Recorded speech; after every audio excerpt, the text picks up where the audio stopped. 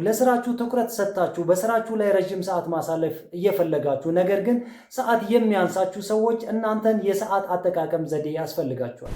በዛሬ ቪዲዮአችን በዓለም አቀፍ ደረጃ እውቅናን ያገኙ 10 የሰዓት አጠቃቀም ዘዴዎችን ከነጥቅማቸው ይዤላችሁ መጥቻለሁ። ሰላም ቤተሰብ እንዴት ናችሁ? በዛሬው ቪዲዮአችን በዓለም አቀፍ ደረጃ እውቅናን ያገኙና ኮመን የሆኑ 10 የሰዓት አጠቃቀም ዘዴዎችን ከነጥቅማቸው ይዤላችሁ ቀርቤያለሁ። እስከ መጨረሻ ድረስ ከኔ ጋር ቆዩ። ወደ ዘዴዎቹ ከመሄዳችን በፊት የሰዓት አጠቃቀማችንን ማስተካከል ምን አይነት ጥቅሞችን ይሰጠናል የሚሉትን ማየት ያስፈልጋል። በመጀመሪያ ደረጃ ሰዓት አጠቃቀም ከሚሰጡን ጥቅሞች አንደኛው ትርፋማነትን ያሳድግልን። የሰዓት አጠቃቀማችንን የምናስተካክል ከሆነና ሰዓታችንን በአግባብ እንጠቀም ከሆነ በመጀመሪያ ደረጃ የምናገኘው ጥቅም በስራችን ውጤታማ እንሆናለን ማለት ነው። ፕሮዳክቲቪቲያችንን እንጨምራለን። በሁለተኛ ደረጃ የምናገኘው ጥቅም በስራችን ቆይታ ላይ ደስተኛ እንሆናለን። የስራችን ቆይታ የተሻለ መንፈስ እንዲኖረን ያደርጋል።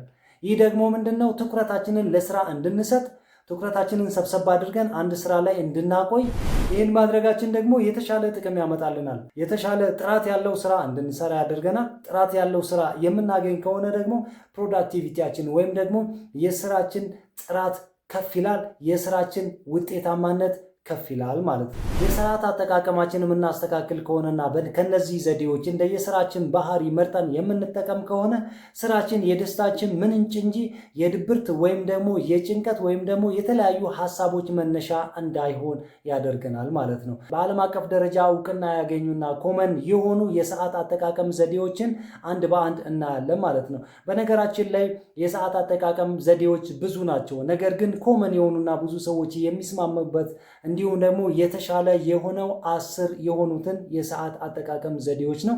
ከነዚህ መካከል እኔ 10ዎቹን ያመጣሁላችሁ። የመጀመሪያው ኤይዘንሃወር ማትሪክስ ወይም ደግሞ አርጀንት ኤንድ ኢምፖርታንት። የመጀመሪያው ኤይዘንሃወር ማትሪክስ ወይም ደግሞ አርጀንት ኢምፖርታንት ማትሪክስ ተብሎ ይጠራል። ይሄኛው ምን አይነት ስራዎች ላይ ያተኩራል ብለን የምናይ ከሆነ እንደየስራ ባህሪያችን የሚለያይ ቢሆንም የሚያተኩርባቸው ጉዳዮች 2 ጉዳዮች አሉ። አስቸኳይና አስፈላጊ የሆኑ ስራዎች ላይ የሚያተኩር ነው ማለት ነው። እነዚህን 4 ቦታ ነው ከፍለን የምናየው ብያቸዋለሁ። በጣም አስፈላጊ፣ በጣም አስቸኳይ። ሁለተኛው ደግሞ በጣም አስቸኳይ ነገር ግን በጣም አስፈላጊ ያልሆነ። በጣም አስቸኳይ ነገር ግን አስፈላጊ ያልሆነ። ቀጥሎ ሶስተኛው በጣም አስፈላጊ የሆነ ነገር ግን አስቸኳይ ያልሆነ፣ ሶስተኛው ማለት ነው። አራተኛው ደግሞ አስቸኳይም ያልሆነ አስፈላጊም ያልሆነ ማለት ነው። ከነዚህ ከአራቱ የቱን ነው ለማስቀደም የምትፈልጉት በስራችሁ ላይ? አስቸኳዩንና በጣም አስፈላጊውን ነው የምታስቀድሙት? አስቸኳዩንና ነገር ግን አስፈላጊ ያልሆነውን ነው የምታስቀድሙት? ወይስ በጣም አስፈላጊ የሆነውን ነገር ግን አስቸኳይ ያልሆነውን ነው የምታስቀድሙት? ወይስ አስቸኳይም አስፈላጊ ያልሆነውን ነው የምታስቀድሙት? ይሄ በእናንተ የሚወሰን ይሆናል። ነገር ግን ሰዓት አጠቃቀማችን ላይ አያችሁ፣ በጣም አስፈላጊ ያልሆነውን እንዲሁም ደግሞ በጣም አስቸኳይ ያልሆነውን አስቀድማችሁ የምትሰሩት ከሆነ ይህንን ጨርሳችሁ ወደ ቀጣዩ ስራ ስትሄዱ ያኛው በጣም አስቸኳይ እንዲሁም በጣም አስፈላጊ ሊሆን ይችላል። ሰዓታችሁን እዛ ጋር ገላችኋልና ይሄኛው ወከባ ውስጥ፣ ጭንቀት ውስጥ፣ ስትረስ ውስጥ ሊያስገባችሁ ይችላል ማለት ነው። ስለዚህ በመጀመሪያው የሰዓት አጠቃቀም ዘዴዎች ወይም ደግሞ አርጀንት ኢምፖርታንት ማትሪክስ ወይም ደግሞ ኤይዘንሃወር ብለን በምንጠራው የሰዓት አጠቃቀም ዘዴ ላይ እነዚህን ነገሮች ትኩረት ማድረግ ይጠበቅብናል ማለት ነው። ሁለተኛው የሰዓት አጠቃቀም ዘዴ ፖሞዶሮ ቴክኒክ ይባላል። ይሄኛው ዘዴ ምን አይነት ስራዎች ላይ ወይም ደግሞ ምን አይነት ዘዴ ነው ይዞልን የሚመጣው? በምንሰራቸው ስራዎች ላይ ትኩረታችንን ሰጥተን እንድንሰራ እንዲሁም ደግሞ ትኩረታችንን ሰብሰብ አድርገን እንድንሰራ አእምሯችን ሪላክስ እየሆነ እንዲሄድ በጥሩ ኢነርጂ እንድንሰራ 25 ደቂቃ ስራና 5 ደቂቃ አረፍ ይላል። እንደዛ ነው እየሰራችሁ ያላችሁት እናንተ? ለእናንተ የስራ ባህሪ ይመቻል፣ እናንተ ናችሁ የምታውቁት። ነገር ግን ምን መሆን መቻል አለበት? በፖሞዶሮ ቴክኒክ ውስጥ 25 ደቂቃ ትሰራለህ፣ 5 ደቂቃ ታርፋለህ። 5 ደቂቃ ራስን ሪላክስ የምታደርግበት፣ ወደ አእምሮህ የምትመለስበት፣ የምትሰራውን ስራ የምታስብበትና ከተለያዩ የድካም መንፈሶች ራስን ሪፍሬሽ የምታደርግበት ነው ማለት ነው። ይሁንና ይሄንን ሳይክል የምትሄዱት 4 ጊዜ 25 ደቂቃ 100 ደቂቃ ማለት ነው። 100 ደቂቃ በሰራህ ሰዓት 20 ደቂቃ ማረፍ አለብህ ማለት ነው። በአጠቃላይ በዚህኛው 4 ሳይክል ከሰራ በኋላ ከ15 እስከ 30 ደቂቃ ደግሞ እረፍና ወደ ስራ ግባ ይላል። በዚህ መካከል ላይ ምንድነው የምትሰራው ስራዎች ለምን እንዳትጋለጥ ያደርጋል? እንዳትጨናነቅ፣ ድብርት ውስጥ እንዳትገባ፣ ድካም ውስጥ እንዳትገባ ያደርጋል ማለት ነው። ድብርት ውስጥ፣ ድካም ውስጥ፣ ስትረስ ውስጥ የምትገባ ከሆነ ለምትሰራው ስራ ጥሩ ፎከስ አትሰጥም። ጥሩ ፎከስ ካልሰጠህ ደግሞ ስራህን በጥራት ላትሰራ ትችላለህ ማለት ነው። ስለዚህ በፖሞድሮ ቴክኒክ 25 ደቂቃ ሰርታ 5 ደቂቃ አረፍ የሚለውን እንድትከተል ይጋብዛሃል ማለት ነው። እናንተ እነዚህን 10ን ቴክኒክ ተከትላችሁ የትኛው እንደሚመቻችሁ ማየት ትችላላችሁ። ሶስተኛው የሰዓት አጠቃቀም ዘዴ ምን ተብሎ ይጠራል? ታይም ብሎኪንግ ወይም ደግሞ ታይም ቸንኪንግ ተብሎ ይጠራል። በታይም ብሎኪንግ ወይም ደግሞ ታይም ቸንኪንግ ውስጥ ሰዓትን ስኬጁል አድርገህ ሰባብረህ ወይም ደግሞ ከፋፍለህ እንድትጠቀም ይጋብዛል ማለት ነው። ለምሳሌ በጠዋት ከእንቅልፍ እንደተነሳ ምን መስራት አለብህ? ስራ እንደገባ በመጀመሪያ ደረጃ ምን መስራት አለብህ? 2 ሰዓት ላይ ምን መስራት አለብህ? 3 ሰዓት ላይ ምን መስራት አለብህ? 6 ሰዓት ላይ ምን መስራት አለብህ? ስኬጁል አድርገህ ያንን እንደ ሪፖርት ወይም ደግሞ እንደ ፕላን ጽፈህ ወደ ስራ መግባት አለብህ ማለት ነው። መልቲ ታስኪንግ ወይም ደግሞ ተመሳሳይ ስራዎችን የተለያዩ ስራዎችን በአንድ ጊዜ አንድ ላይ ሰብስበ አብረ ከምትጨናነቅ አብረ ጭንቀት ውስጥ ከምትገባ የቱን ላስቀድም የቱን ላስከትል ብለ እንዳታስብ ይጋብዛል ማለት ነው። ስለዚህ ታይም ብሎኪንግ ወይም ደግሞ ታይም ቸንኪንግን ብንጠቀም የተሻለ ነው ብላችሁ የምታስቡ ከሆነ ከስራችሁ ባህሪ ጋር እናንተ ማሰብ ይጠበቅባችኋል። ነገር ግን ይሄኛው የሰዓት አጠቃቀም ዘዴ ከምን ጋር የሚያያዝ ነው? ያለህን የስራ ጊዜያቶች በሰዓታት ወይም ደግሞ በደቂቃዎች ከፋፍለ በዚህ ደቂቃ በዚህ ሰዓት ምንድነው መስራት ያለብኝ፣ ቀጥሎስ ምንድነው መስራት ያለብኝ ብለህ መጀመሪያ ፕላንህን ታወጣለህ ማለት ነው። ከዛ በኋላ ፕላንህን እየገለጥክ 3 ሰዓት ላይ ይሄንን ነው የምሰራው፣ 9 ሰዓት ላይ ይሄንን ነው የምሰራው፣ 12 ሰዓት ላይ ይሄንን ነው የምሰራው ብለህ ስለምታስብ ሰዓትን በብሎኩ ወይም ደግሞ ብሎክ ባደረጋቸው ታይም እንድትጠቀም ይጋብዛል ማለት ነው። ስራዎች ተደራርበውብህ አሁን ምንድነው የምሰራው የትኛውን ነው ማስቀደም ያለብኝ ብለህ አታስብም ማለት ነው። አራተኛው የሰዓት አጠቃቀም ዘዴ ኢት ዛት ፍሮግ ይላል በእንግሊዘኛው። ያ ማለት ያንን እንቁራሪት ብላው ነው። ያንን እንቁራሪት ትበሉታላችሁ ወይስ ምን ታደርጋላችሁ? ከስሙ እንኳን እንደምንረዳው በጣም ከባድ ነው አይደል? ያንን እንቁራሪት ብላው። እንቁራሪቱን እንዴት እንበላዋለን? እንግዲህ ሴንሱ ምንድነው? በሰዓት አጠቃቀም ሴንስ ነው የመጣው። ነገር ግን እንቁራሪቱን ብላ የሚለው ቃል በቃል የምንፈታው እንቁራሪቱን ብላው አይደለም። ከባዱን ነገር ለማድረግ ለመውሰድ ለመዋጥ የሚከብድን ነገር ቅድሚያ ስራው ነው። ገና በጠዋት ወደ ስራ ስትገባ በሚከብድህ ነገር ጊዜ በሚወስድብህ ነገር በጣም ኢምፖርታንት በሆነው በጣም አስፈላጊ በሆነው ነገር ወደ ስራ የምትገባ ከሆነና ስራህን እሱን አስቀድመህ የምትጀምር ከሆነ ቀጣይ ያሉትን ነገር ስራዎቹን እያቀለለልህ ይሄዳል ማለት ነው። ያ ማለት ከባዱን ስራ ሰራህ ማለት ከግማሽ በላይ የሆነውን የቀን ስራህን አከናወንክ ማለት ነው። ያን አከናወንክ ማለት ደግሞ ምንድነው?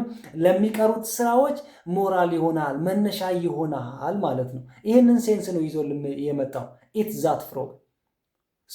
ምንድነው ማድረግ ያለብን? ገና በጠዋት ስንጀምር የስራችን ጅማሪ መሆን መቻል አለበት። ቅድም እንዳልኳችሁ ከባድ ከሆነ ነገር ጊዜ ከሚወስድብን ነገር በጣም አስፈላጊ በሆነው ነገር የምንጀምር ከሆነ የቀናችንን ሰዓት አጀስት እያደረግን እንሄዳለን ማለት ነው። ነገር ግን በተቃራኒው የምንሰራ ከሆነ በቀላል በሆነ ነገር አስፈላጊ ባልሆነ ነገር ወይም ደግሞ ትናንሽ በሆኑ ነገር ሰዓታችንን የምንገል ከሆነ መጨረሻ ላይ ለምን ሊያጋልጠን ይችላል? ከባዱ ነገር አስፈላጊው ነገርና በጣም ቻሌንጅ የሚያደርገን ነገር ወደ መጨረሻ ላይ ይቀርና ለምን ያጋልጠናል? ለጭንቀት፣ ለውጥረት እንዲሁም ሰዓታችንን በአግባብ እንዳንጠቀም ያደርገናል ማለት ነው። ስለዚህ ከዚህ ከአራተኛው የሰዓት አጠቃቀም ዘዴ ምን እንማራለን? ስራችንን በአግባብ መስራት የምንፈልግ ከሆነ ሰዓታችንን በአግባብ መጠቀም የምንፈልግ ከሆነ መጀመሪያ ወደ ስራ እንደገባን በአዲስ ፓወር ነው የምንገባው፣ በአዲስ ኢነርጂ ነው የምንገባው፣ በአዲስ አቅም ነው የምንገባው። ስለዚህ ይህንን ፓወር ይህንን ኢነርጂ እና ይህንን አቅም በከባዱ ቻሌንጅ በሚያደርገንና ኢምፖርታንት በሆነው ነገር መጀመር አለብን ማለት ነው።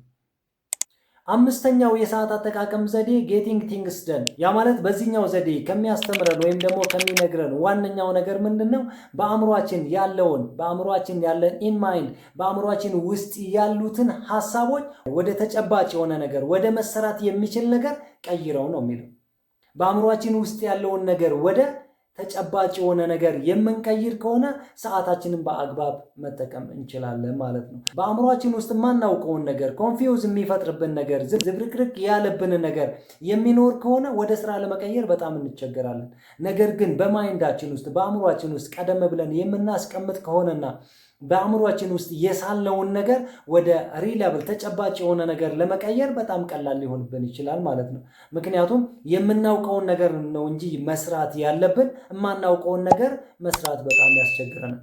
የምናውቀውን ነገር ኦልሬዲ በአእምሯችን ውስጥ የሆነ ኢሜጅ ስላስቀምጥን ያንን ኢሜጅ ወደ ሪላብል ወደ ተጨባጭ የሆነ መታየት የሚችል መዳሰስ የሚችል እንዲሁም ደግሞ ሰርተን ይህ ነገር ትክክል ነው ወይስ ትክክል አይደለም ነው ብለን ራሳችን እንኳን መገምገም የምንችለውን ስራ ምንጀምር ከሆነ ወይም ደግሞ በዛ መንገድ የምንሰራ ከሆነ ስራችንን ያቀልልናል ወይም ደግሞ ሰዓታችንን በአግባብ እንድንጠቀም ያደርገናል ማለት ነው። ነገር ግን ለኛ ራሱ ያልገባንን ነገር ለኛ ራሱ ግልጽ ያልሆነልን ነገር የማናውቀውን ነገር እንስራ የምንል ከሆነ ሰዓታችንን ከማባከን ውጪ ሰዓታችንን በአግባብ ተጠቅመን እንድንሰራ አያደርገንም ማለት ነው። በአእምሯችን ውስጥ ነገርየው የለም። ለአእምሯችን አዲስ ነው፣ ለግንዛቤያችን አዲስ ነው። እኛ ራሱ አንደርስታንድ አላደረግነውም። ለእኛ ራሱ ክሊር አልሆነም። እንዴት ስራውን መስራት እንችላለን? እናንተም በዚህኛውን ዘዴ እንጠቀማለን የምትሉ ከሆነ መጀመሪያ መስራት ያለባችሁ ወይም ደግሞ ቅድሚያ መስራት ያለባችሁ ሰዓታችሁን በአግባብ መጠቀም የምትፈልጉ ከሆነ ምን ማድረግ መቻል አለባችሁ? በአእምሯችሁ ውስጥ ያለውን ነገር ነው ወደ ተጨባጭ የሆነ ነገር መቀየር ያለባችሁ። በአእምሯችሁ ውስጥ የሌለውን ነገር ወደ ተጨባጭ ሁኔታ እንቀይራለን የምትሉ ከሆነ ገና ምን ልስራ፣ ምንድነው ማድረግ ያለብኝ፣ እንዴት ነው ማድረግ ያለብኝ የሚለው ሰዓት ይወስድባችኋል ማለት ነው። ያ ደግሞ ያለችው በአንድ ቀን ውስጥ ያለው 24 ሰዓት ነው። መጨመር መቀነስ አትችሉም።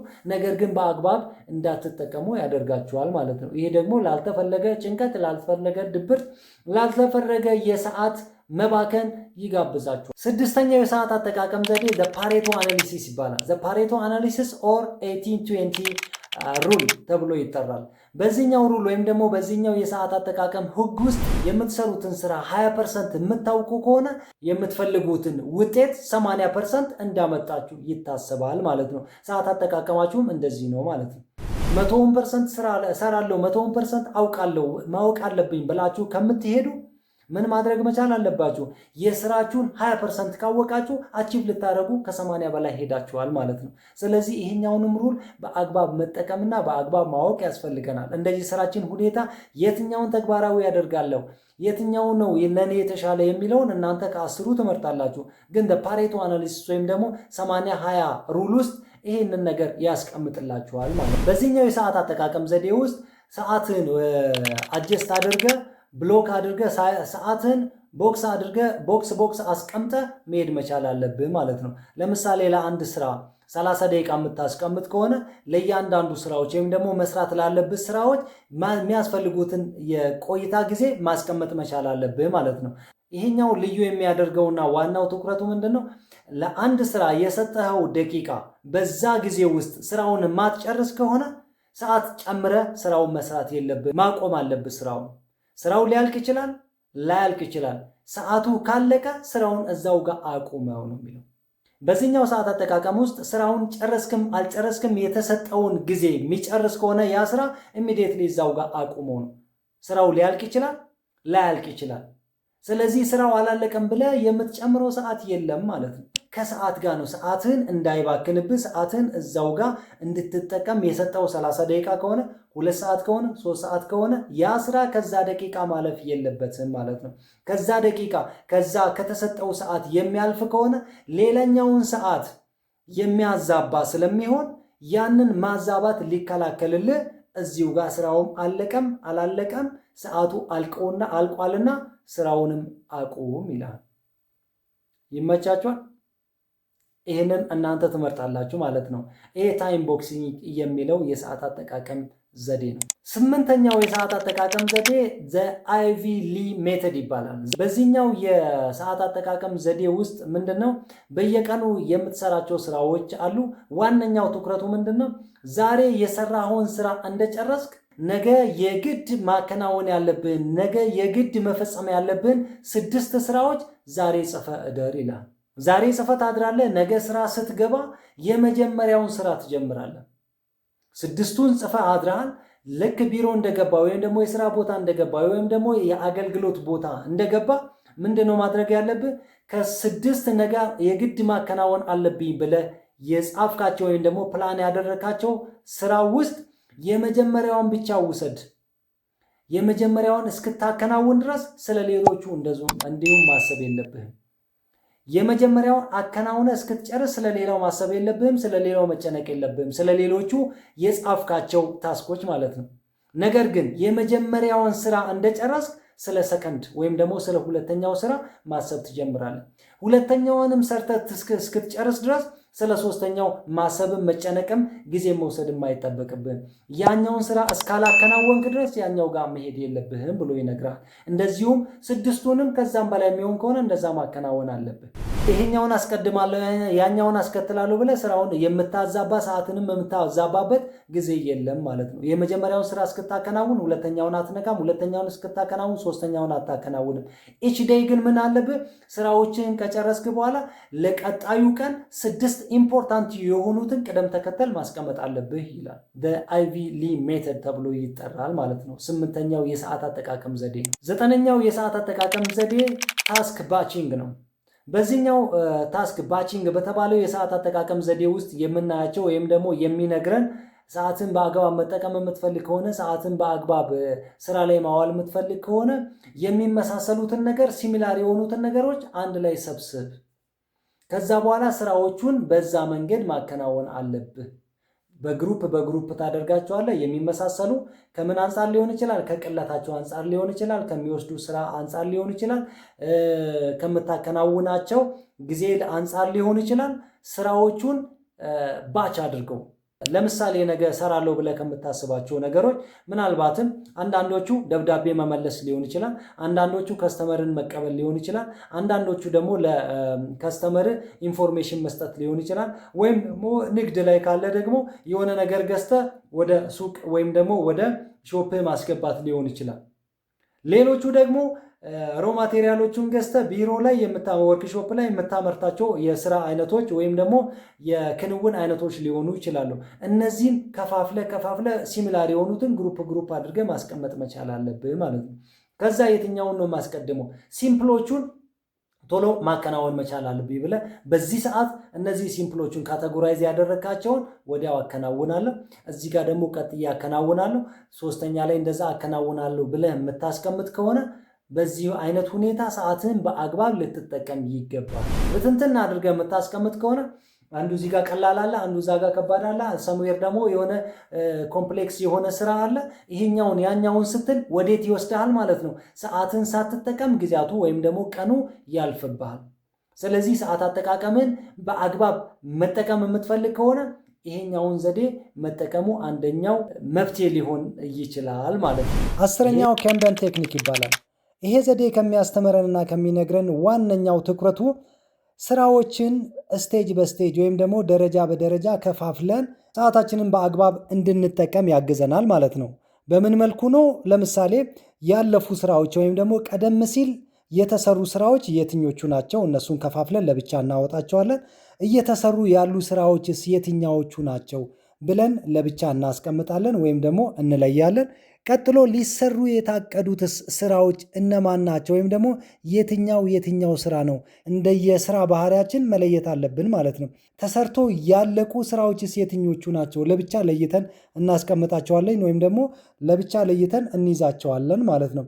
ቀጥሎም ደግሞ በፕሮግሬስ ላይ ያሉ እየተሰሩ ያሉ ስራዎቹ ሊሻገሩ የሚችሉ ከሆኑ የትኞቹ ናቸው ብለን በመለየት ሰዓታችንን አንድ ላይ ቀላቅለን ወይም ደግሞ ውዥንብር ውስጥ ገብተን ሰዓታችንን ያለ አግባብ እንዳናባክንና ሰዓታችንን በአግባብ ብቻ እንድንጠቀም ለይተን ይሄ ተሰርቷል፣ ይሄኛው እየተሰራ ነው ያለው፣ ይሄኛው ደግሞ ተሰርቶ ያለቀ ነው፣ ይሄ ደግሞ ሊሰራ የታቀደ ነው ብለን እንደየስራ አይነቶቻችን ለይተን እንድናስቀምጥና በዚሁም መሰረት ሰዓታችንን በአግባብ ተጠቅመን ለስራችን ስኬታማነት እንድንሄድ የሚያግዘን ሰዓታችንን የምንጠቀምበት ዘዴ ነው ማለት ነው። ስለዚህ ይሄኛውንም ዘዴ ሞክራችሁ ማየት ትችላላችሁ።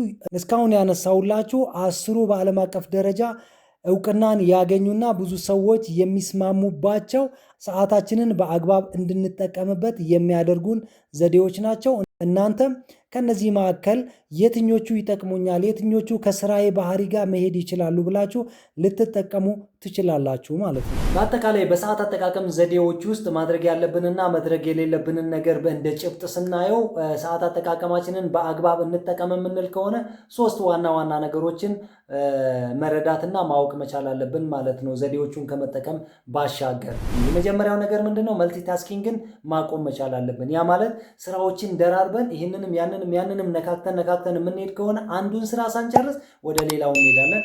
ሁለተኛውን ስራ ሳንጨርስ ወደ ሶስተኛው እንሄዳለን። ይሄ ደግሞ ስራችን ላይ ወይም ደግሞ ቢዝነሳችን ላይ ወይም ደግሞ በምንሰራው የስራ አይነት ማንኛውም አይነት ይሁን ሳይድ ኢፌክት አለው ማለት ነው።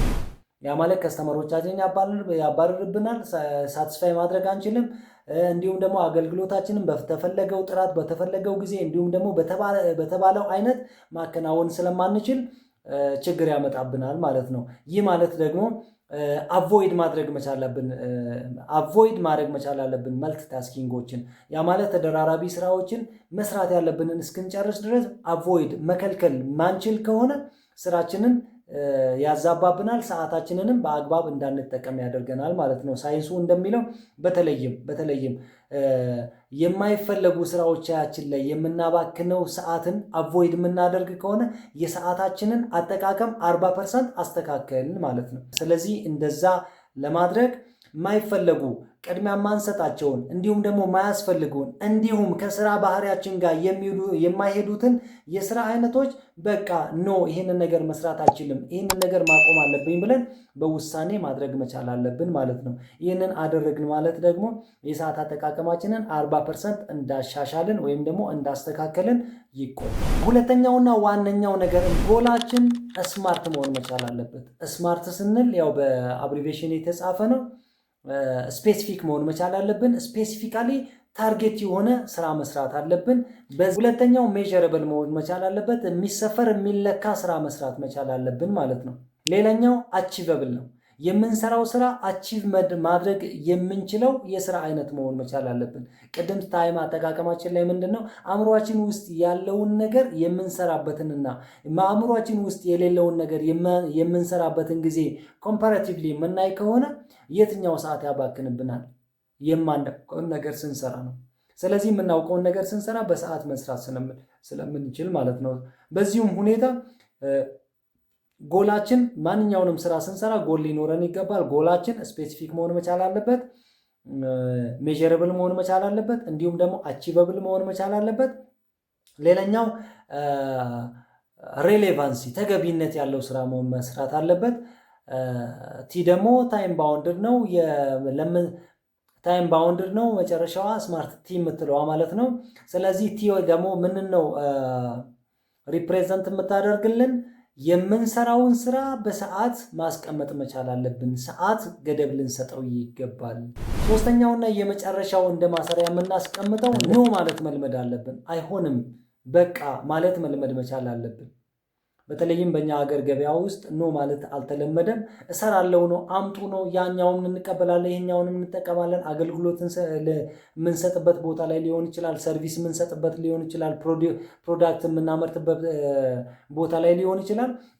ማንሰራቸውንና ቅድሚያ ማንሰጣ በእጃችን ላይ ያለውን ስራ እስክንጨርስ እያልን ማቆም መቻል አለብን። ያንን በጥራት የምንሰራ ከሆነ ሰዓት አጠቃቀማችንን ሊያስሻሽልልን ይችላል። ከስተመራችንንም አያርቅብንም፣ ስራችንንም አያበላሽብንም ማለት ነው። ስለዚህ እነዚህን ነገሮች ማወቅ መቻል አለብን። ሰዓት አጠቃቀማችን ላይ እነዚህን ቴክኒኮች የምትጠቀሙ ከሆነ ስራዎቻችሁ ላይ ውጤታማ ልትሆኑ ትችላላችሁ። ስራችሁን በጥራት መስራት ትችላላችሁ። ስራን በጊዜ መደብ ማከናወን ትችላላችሁ። በስራችሁ ከስተመሮቻችሁ እንዲረኩ ማድረግ ትችላላችሁ። እናንተም ስራችሁ የደስታችሁ ምንጭ እንጂ የጭንቀታችሁ የድብርታችሁ ወይም ደግሞ የስትረስ መነሻ ቦታ ሊሆን አይገባም ማለት ነው። ስለዚህ ይህንን ነገር ኤክሰርሳይዝ አድርጉ። የሚመቻችሁን እንደ የስራ ባህሪያችሁ ከውስጡ ሰሌክት አድርጉና ተጠቀሙ። ተመሳሳይ ይዘት ያላቸው ቪዲዮዎች እንዲደርሷችሁ ቻናሉን ሰብስክራይብ አድርጉ፣ ላይክ አድርጉ። ሀሳብ ኮመንት፣ ሌሎች ጥያቄዎች ካላችሁ ኮመንት ላይ ጻፉልኝ። መልካም ጊዜ